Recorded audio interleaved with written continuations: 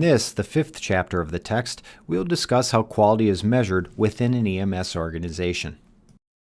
Once completed with this module, you should be able to recognize areas of EMS attributes that need quality improvement activities, identify the components of a service audit, extrapolate the out-of-hospital unit of service model, apply a mathematical tool as a decision-making strategy for EMS quality improvement projects, define the intervals for measuring quality, apply techniques on how to make accurate observations and measure field activities, describe the challenges of measuring EMS activities, identify how measurements can be collected from episodic points of field care, and identify technology that assists in data measurement. To begin the discussion about measuring quality within an EMS organization, consider this example. A large metropolitan fire department has 20 personnel assigned to EMS quality assurance activities. 5 of the 20 sit in an office all day reviewing 911 tapes to ensure procedures were followed step by step. The other 15 personnel patrol the city following EMS crews on calls. Each person is expected to perform 10 to 12 audits per day. Those performing the on-scene audits typically hang back and review crew compliance with standing protocols and procedures. The role of an auditor is filled either by an internal bid process or it is utilized as a position for those on light duty. Despite the significant amount of time and money spent on this system, the agency continues to receive numerous complaints from the medical community and the public. Major errors are still occurring, which have proven to be detrimental to not only the patients, but the agency, given resulting litigation. With that background, consider some questions. How does this particular system fail to meet the needs of a modern quality improvement initiative? How could these resources be deployed differently to have a more positive impact on quality? Also think about the aspects of information collection in this system that could lead to an error in measurement or unreliable data. As we progress through this chapter, keep this scenario in the back of your mind. We will revisit the scenario toward the end. Measurement is of critical importance for quality improvement systems and initiatives. Simply stated, measurement is a criterion, metric, or means by which a comparison is made with outputs. Measuring provides a means to assess quality within an EMS organization. Keep in mind, however, that such an assessment must be impartial and neutral without a predisposed assumption about the outcome. As difficult as it can be for an experienced EMS provider, the person performing measurements within an EMS agency must avoid conclusions and judgments, as the data generated from the measurements must be able to speak for itself without risk of contamination by a measurer with an agenda, predisposed notions, or an impetus for skewing the data. With that being said, it is still important for someone familiar with the system to be involved in determining when and where data points should be pulled out of the process. Thus, one of the challenges in developing a quality improvement system is to ensure the agency is honestly, fairly, and impartially measuring the right things at the right times. It is also critical for an EMS agency to ensure its quality improvement measurements are correct and the process by which the data is collected is effective the first time. Having a quality improvement system is an investment by an EMS agency. The agency invests money, time, and resources along with an emotional investment as well. It is important for everyone involved to have confidence in the system. Errors in collected data can not only be costly, but it can erode organizational confidence in the quality improvement system. Doing things right the first time is important. To assist in reducing potential errors, it is often recommended that EMS agencies separate measurements into smaller, more manageable increments. Sometimes there is a propensity to encompass too much into a specific quality improvement activity, which is often reflected in the data the service attempts to collect. Focusing on something smaller, a piece of the proverbial pie, can definitely assist in making things much more manageable. Remember, a service is comprised of all its various parts, and a positive change on even a small part can yield positive outcomes for the larger organization. Another important concept within the measurement of quality improvement data is that of a variable. A variable is a characteristic of a unit being observed that may assume more than one set of values, to which a numerical measure or a category from a classification can be assigned. Stating something differently, a variable is something that, if changed, can impact the outcome. Identifying variables in research is important to determine which factors contributed to the evaluated outcomes. In action research, the researcher actually changes a variable to see what the impact is on the outcomes. The challenge is to try and limit variables when possible, as too many variables at work will make it difficult to determine what needs to be changed to have the desired impact on the outcomes.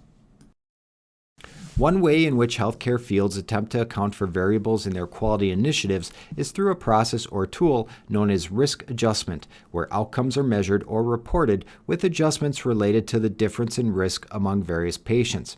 Unfortunately, the larger healthcare system routinely fails to adequately address the impact EMS has on patient outcomes. Part of the problem is that EMS occurs in rapidly changing environments where variables are difficult to identify and control. Accurate and timely measurement of data is also difficult within the EMS environment for various reasons, not the least of which being the concern for patient safety. As a result, quality improvement activities in EMS agencies often involve chart reviews with little measurement in other aspects of EMS response. This is a problem as EMS administrators cannot effectively manage what is not measured. Therefore, EMS providers need to assess every aspect of the emergency services they provide. Luckily, many organizations have begun to define the attributes of EMS systems that should be measured.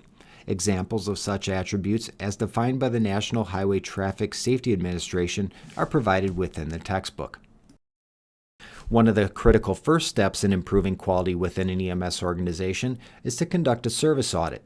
Within a service audit, the EMS agency attempts to assess all aspects of the emergency services it provides. The analysis looks for both strengths and weaknesses within the system, assessing what is being done and what level of performance or quality is being delivered. While service audits are useful for the development of strategic plans, accreditation, and budgeting, they are also invaluable in helping the service prioritize quality improvement tasks. An initial service audit provides a baseline for service measurement, and periodic audits can then be used to gauge effectiveness of quality improvement activities by comparing data and outcomes with previous service audits. In performing a service audit, it can be helpful to review nationally accepted consensus standards to define service elements for measurement. One such standard is the NFPA 450 Guide for Emergency Medical Services and Systems. Within this standard, the NFPA has endorsed common discrete timestamps, functional intervals, and process intervals for measurement. Essentially, every EMS run has several different timestamps in which certain events occur.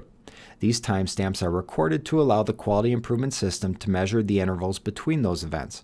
The time from the initial 911 call to patient contact, for instance, is helpful in comparing a service's overall response time to other standards, such as those for pre-hospital cardiac arrest survivability published by the American Heart Association. When using such data, it is important to ensure the data is accurate, however. For instance, on-scene time does not necessarily mean the EMS crew is with the patient, especially in large crowded areas. This is why many services record not only an on-scene time, but also note when the crew establishes patient contact. Another commonly measured time is that derived from the time the ambulance arrives on scene to the time the crew leaves the scene to either transport the patient or return to quarters given a non-transport. This calculated time is routinely evaluated by trauma systems, stroke centers, and cardiac care specialists, as time can be critical for those patients. To further facilitate quality improvement activities across a larger number of EMS agencies, state EMS directors and EMS managers have begun an initiative to define performance indicators that include or complement those recognized as key performance indicators by the International Association of Firefighters. These dimensions include competency and credentialing for both the individual providers as well as the EMS agency itself, appropriateness and accessibility, resource utilization and cost efficiency, quality assurance activities, safety and risk management from both a medical and legal standpoint, and customer satisfaction. Data points are not broadly defined for these 6 dimensions. Rather, services are left to define their own measurements as they relate to quality and performance. As mentioned previously, it is vital that any selected performance measures be statistically valid. This means having enough data points over a sufficient period of time to ensure the numbers can actually be used for statistical analysis. Ultimately, if a lack of quality is recognized, there are essentially 2 different causes that may be responsible. The first is a chance cause. Chance causes are defined as those measured events external to the system and its processes that are beyond the ability to manage or control. A quick example would be a severe weather occurrence. The second is an assignable cause. Assignable causes are factors within an EMS system that contribute to a variance. Such assignable causes fall into 5 categories: management, materials, methods, machines, and manpower.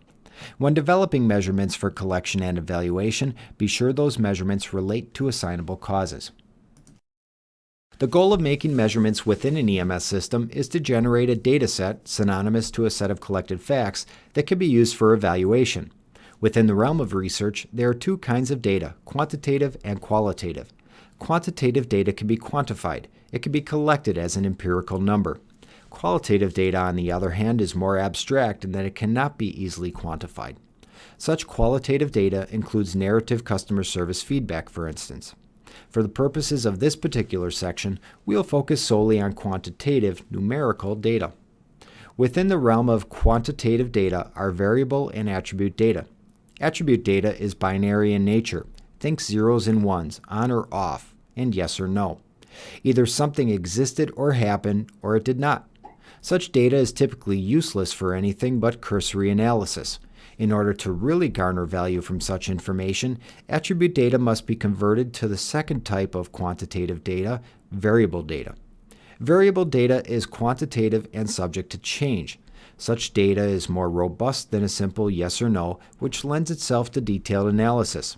Variable data is key to the data measurement process of quantitatively comparing results to requirements. Within the field of EMS, a variable is any factor or influence upon the activity in an EMS response or outcome. Any EMS event, attribute, interaction, treatment, or phenomenon that can vary or have different values is also considered to be a variable. There are 3 types of variables within experimental data: dependent, independent, and controlled. A dependent variable is any item, such as a treatment or action, that can be measured as having been applied or not. An independent variable is a factor, treatment, or event that can be changed by a researcher or investigator. If an independent variable changes and the outcome being measured also changes along with the independent variable, there may be a correlation there. A controlled variable is one that remains constant throughout the research. It does not change. Commonly, the measured outcome and subsequent analysis includes a combination of these 3 different variables. At its simplest, the research has a control variable, an independent variable, and a dependent variable. The control variable remains constant while the independent variable changes. The dependent variable is measured, and if changes are noted, the assumption is that they occurred due to changes in the independent variable. Before this assumption can be validated, however, a thorough statistical analysis must be performed. A change in outcome data does not necessarily mean there is a correlation between the independent variable and the change, and even if there is a correlation, there is no guarantee the relationship between the independent and dependent variables is causal in nature. This relates to the validity and reliability of the data collected. Data are considered valid if they are representative of important aspects of service performance determined to be important for successful service performance or outcome, and predictive of or significantly correlated with important elements of performance. Data are considered reliable if the collection and interpretation methods can be trusted to be consistent and predictable. If the data collection is always performed in the same way using the same data collection tools, and the data are interpreted with the same definitions, the data are likely considered to be reliable. Accuracy is also important when recording data. Accuracy is defined as the extent to which the average value of the repeated measurement tends to be true to the value of what is being measured. It can also refer to the degree at which something is measured. As an example, if multiple people measure the same line, one would expect the values obtained by the different measurers to be somewhat similar. If the line is 4 inches long, it is 4 inches long. It does not change. If the dataset shows, however, measurements that vary wildly from 4 inches, the data is not accurate. Inaccurate data can have a profound negative impact on quality improvement initiatives. Much of the data EMS relies upon for quality improvement activities comes from patient care reports. The accuracy of data in patient care reports can be impacted by invalid codes, wrong codes, or null codes. An invalid code is one that does not apply to the data element. It is not one that is approved for use. Recording a negative mileage for a transport, for instance, would be an invalid code, as there is no such thing as traveling negative miles on a call. A wrong code is one that is simply incorrect. Forgetting a decimal point when recording mileage can be the difference between a 10-mile transport and a 100-mile transport. Neither value is invalid, as those distances may be very reasonable depending upon the geographical area served by the EMS agency, yet one is wrong for the particular transport because of an error in entering the decimal point correctly. A null code is a data field that is left blank. In computer parlance, the value does not exist. It is null. There is no value. A value of 0 may or may not be interpreted as null depending on the data collection software or the context of the data field. This can complicate matters further, as a value of 0 may be a valid data collection response, which makes it difficult to differentiate between a truly null value and an actual valid 0 value. Another potential measurement error can occur when information or actions are anecdotal. Anecdotal information lacks foundation in specific methods, measures, deployment methods, evaluation and improvement details, or learning factors. Such anecdotal information routinely describes individual activities or events and fails to describe or relate to a system process. Going back to discussing event times on an EMS run, it is recognized that some interventions are dependent on a time interval between two specific events, and the relationship between the two are key for patient survival. When such an evaluation occurs, it is said to be following an episodic model of measurement, as the timing of the various events is critical to patient survivability and thus system quality. There are also instances in which the system experiences an out-of-the-ordinary event that generates an unusual occurrence. These unusual occurrences are different from sentinel events in that the unusual occurrence did not necessarily manifest itself due to a quality-related issue. Identifying such unusual occurrences still provides value, however, because such events can be precursors to developing trends, or they can provide the impetus for additional continuing education or development. As a matter of fact, the Commission on Accreditation of Ambulance Services considers unusual occurrences to be so important that it has a standard on how services should deal with them. As measurement is so important to EMS quality improvement activities, it is vital to ensure whatever system of measurement used has a level of discrimination capable of detecting even small changes in the items being measured, while also employing a certain level of logic to avoid false positives. For example, returning to the same address within 24 hours is commonly a system flag that there may be an underlying quality issue at work, assuming the address is a single-family residence. Responding to a nursing home more than once within a 24-hour period, on the other hand, may be very routine, so long as the patient is different on each run. When taking measurements within a quality improvement system, size does indeed matter, as there must be enough data available to ensure any subsequent analysis of the data is valid and reliable. This is where sampling comes into play. Samples are batches of data that are measured within a process. Having a sufficient sample size to make an accurate assessment of performance is important. Statistically speaking, a sufficient sample size is necessary to make an accurate assessment of the compiled data results. The sample size also impacts the confidence one can have in the results. With that being said, remember that the goal of quality improvement activities is to learn and improve as an organization, which is a lower threshold than that used in academic research. Therefore, the sample size required to learn and measure change in this respect is often smaller than that required for traditional research. Randomness is also important in assessing quality. On even services with very low call volumes, it is highly unlikely that all quality improvement activities will occur 100% of the time on 100% of the runs. Therefore, in the absence of being able to collect and evaluate all measurements all the time, randomness helps avoid potential bias in the collection or evaluation of data. Some measures are ongoing, such as the measurement of response times to calls for service. Such ongoing measures are called blanket samples. Another example of blanket sampling is the practice of the Wisconsin Department of Health to monitor EMS data in the Wisconsin Ambulance Run data system to identify possible pandemic outbreaks. Another method of obtaining a sample is through stratification. A stratified sample is obtained by dividing the measures into 2 or more segments, typically based upon some type of demographic such as gender, age, or some other variable. One common example in EMS is the stratification of pediatric patients, which can be stratified even further into categories including newborns, infants, school age, and adolescents.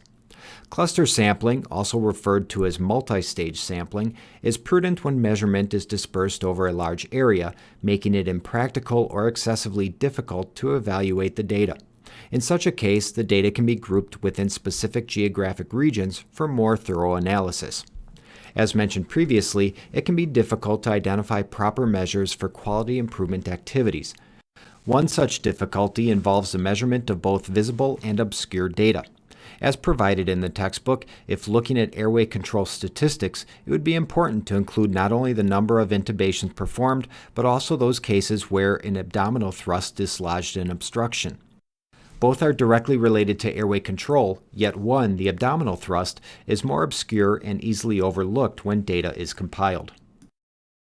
Given the importance of accurate measurements in quality improvement activities, it is helpful to be familiar with various tools available to assist in obtaining accurate measurements.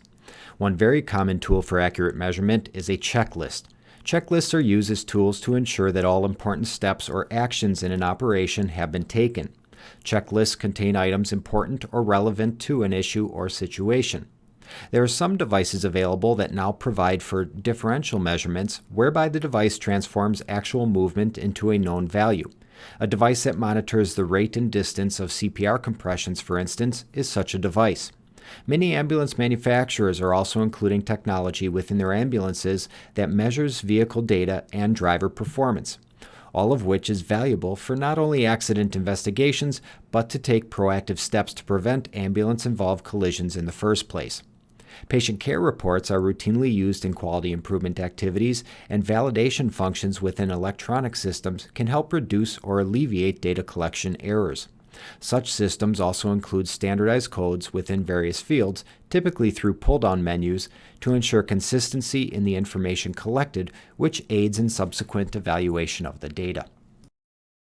While many automatically think of EMS responses when discussing quality improvement, EMS needs to evaluate more than just the care it provides on scene or in the back of an ambulance. Prevention activities are also a significant aspect of EMS operations and should warrant a quality focus as well. Healthcare costs continue to increase, and it is important to spend money and focus other resources on preventing injuries and illnesses in the first place. One challenge in performing prevention activities is that quality measurements can be difficult to define. After all, if a person does not trip and fall in their home tonight, is it because of your EMS agency's prevention activities, or is it simply because that person did not trip and fall without any regard to your prevention activities?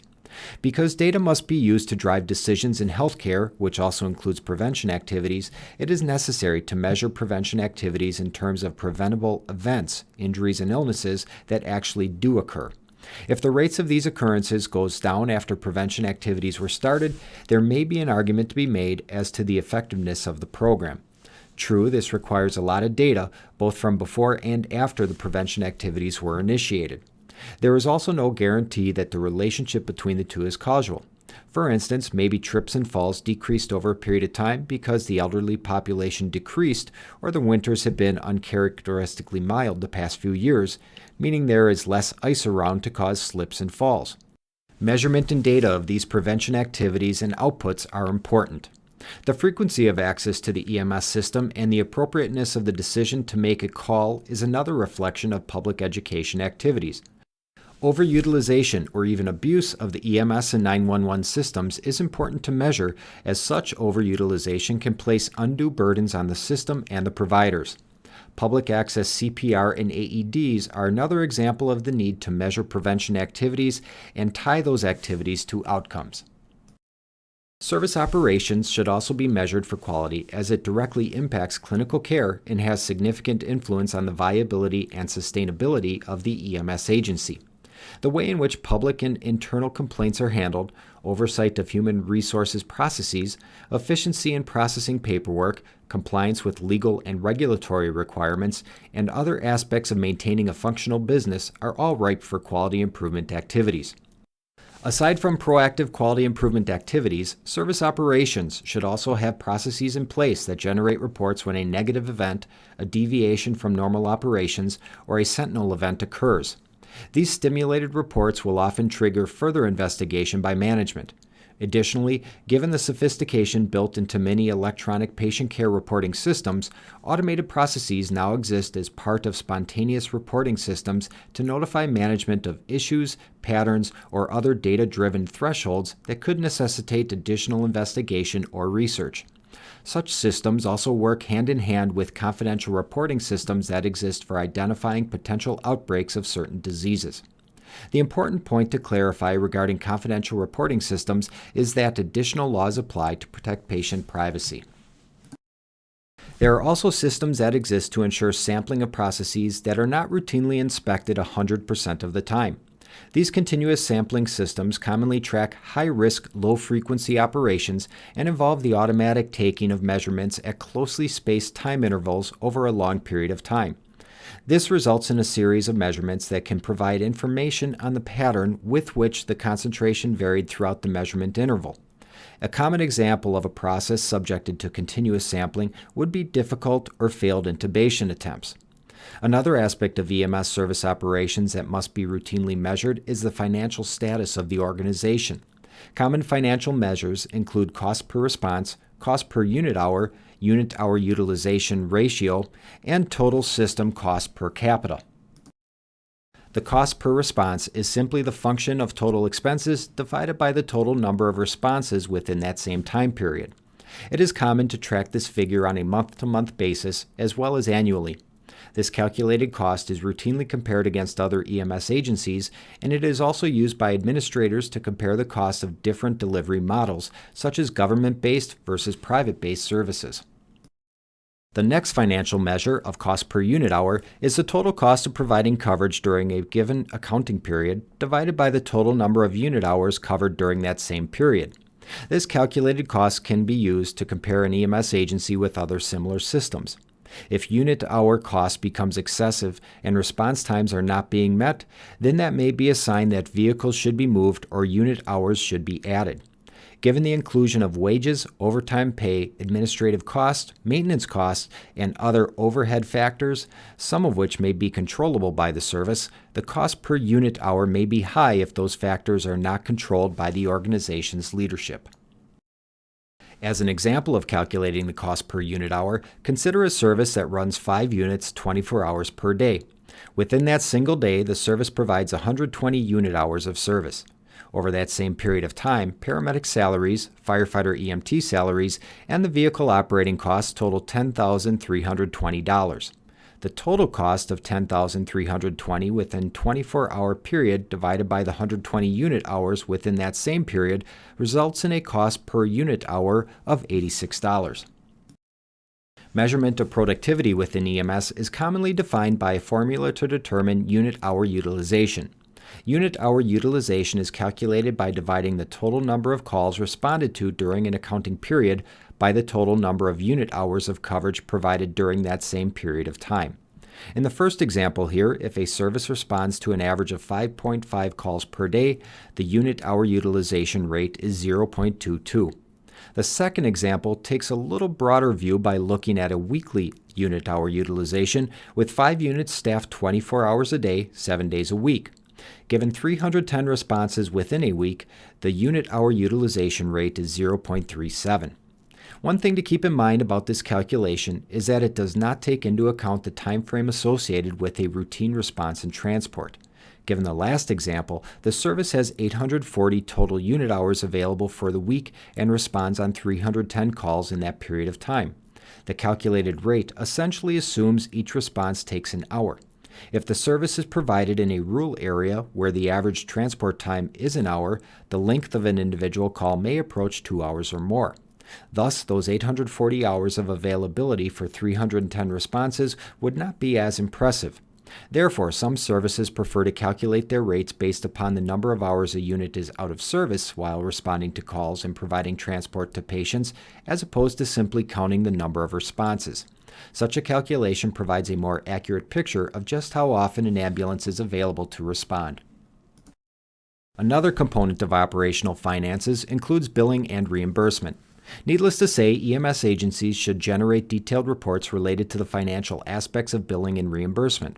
Every service needs money to function, and reimbursement for services rendered is critical to funding those EMS operations.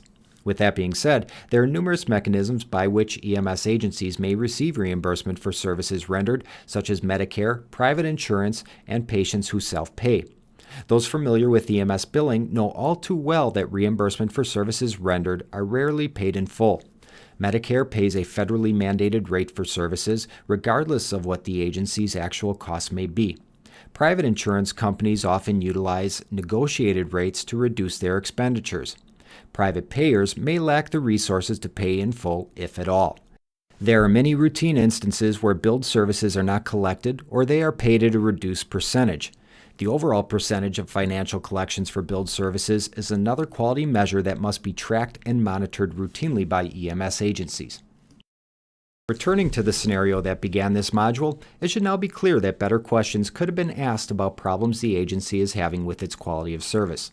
Looking specifically at the C-collar example in the book, pertinent questions would probe to determine if the C-collar was applied correctly, if the use was indicated, if a clearance protocol could have been used instead, if the size was correct, or if the medic explained the process to the patient during the call. Ultimately, checklists are a form of quality assurance. They are not quality improvement in and of themselves. There was no trend analysis conducted, and there was no assessment made regarding the quality of care. As far as the quality improvement system itself is concerned, it might be beneficial to redeploy staff to cover all hours of the day to ensure even and consistent measurement, as opposed to just conducting those activities during routine business hours.